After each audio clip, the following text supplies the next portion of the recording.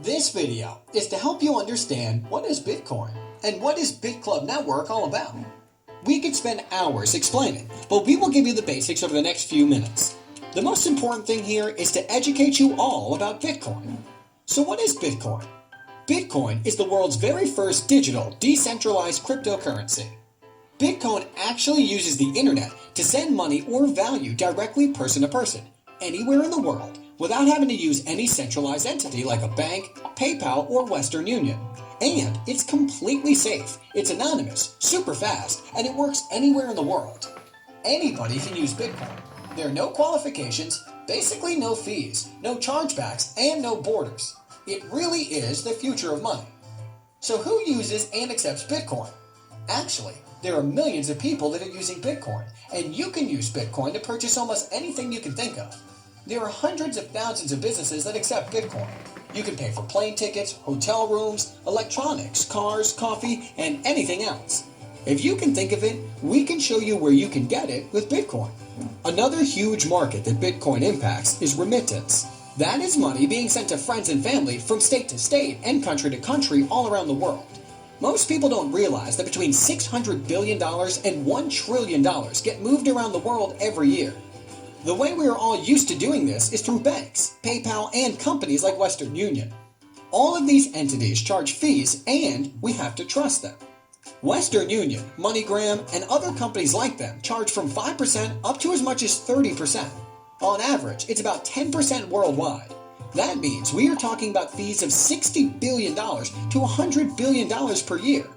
With Bitcoin, everyone has access with no approvals needed. A typical Bitcoin transaction has a fee of about 2.5 cents. This is an absolute game changer. Most people don't know that only about 1.5 billion people have a bank account, a Visa or MasterCard. That leaves about 5.5 billion people that don't have access to any type of banking. All of their assets are in their home. If there is a robbery, a fire, a flood, a typhoon, or anything else like that, they lose everything. And did you know that more people have cell phones with internet than there are people with running water and electricity in their homes? All of these people have no way to protect their assets, and they can't do commerce through the internet.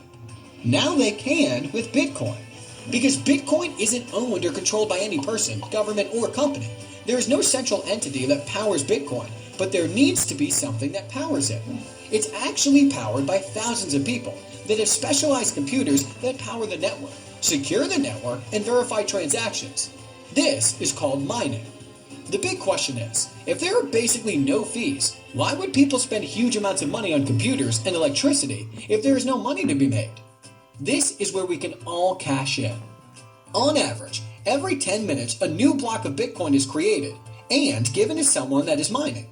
In the beginning, it was 50 new Bitcoin being created every 10 minutes.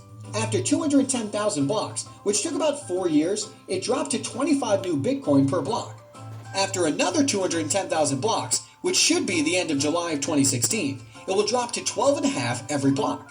And it will continue to have about every 4 years for the next 125 years until 2140. At that point, there will be 21 million Bitcoin, and no new Bitcoin will be produced from that point on. So, Bitcoin will always be rare. Bitcoin started January 3rd, 2009 by Satoshi Nakamoto. When it launched, it had no value. It wasn't actually about money.